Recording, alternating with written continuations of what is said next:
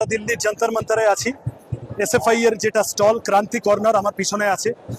আজ সকালে সোনম ওয়াংচুককে গায়ের জোরে তুলে নিয়ে গেছে দিল্লি পুলিশ, ফোর্স ফিড করে জোর করে খাইয়ে তার অনশন ভাঙবে এবং বাকি ছাত্রদের উপরও যে কোনো সময় পুলিশের অত্যাচার নেমে আসতে পারে। এত যদি ছাত্রদের এবং সোনম ওয়াংচুকের প্রাণের মায়া থাকে সরকার এসে কথা বলছে না কেন তাদের সাথে? ধর্মেন্দ্র প্রধান তার পদত্যাগ করা উচিত, কারণ সে একজন ব্যর্থ শিক্ষামন্ত্রী। নিট বা সিবিএসসি বা বিভিন্ন ঘটনা সাম্প্রতিককালে শিক্ষাক্ষেত্রে যা মানে দাঁড়িয়েছে ধর্মেন্দ্র প্রধানকে দিয়ে হচ্ছে না, এনটিএ কে দিয়ে হচ্ছে না। এই সংস্কারগুলো শিক্ষা ব্যবস্থার মধ্যে আনার জন্য সোনম ওয়াংচুক লড়ছেন, তার সাথে আমরা সবাই লড়ছিলাম। পুলিশ ভেবেছে, কেন্দ্রীয় সরকার মোদী সরকার ভেবেছেন যে আন্দোলনকারীদের জোর করে তুলে নিয়ে গিয়ে আন্দোলনের মেজাজ ভাঙা যাবে।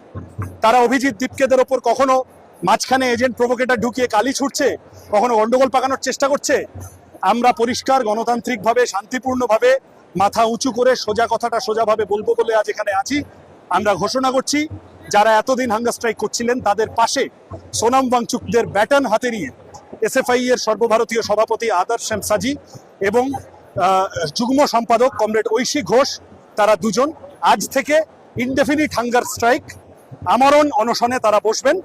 সরকারের পক্ষ থেকে দায় নেওয়ার কথা, সেই কথা যাতে সরকার স্বীকার করে এবং সরকার যাতে ছাত্রদের কথা শুনে নেয়, সেই দাবিকে সামনে রেখে।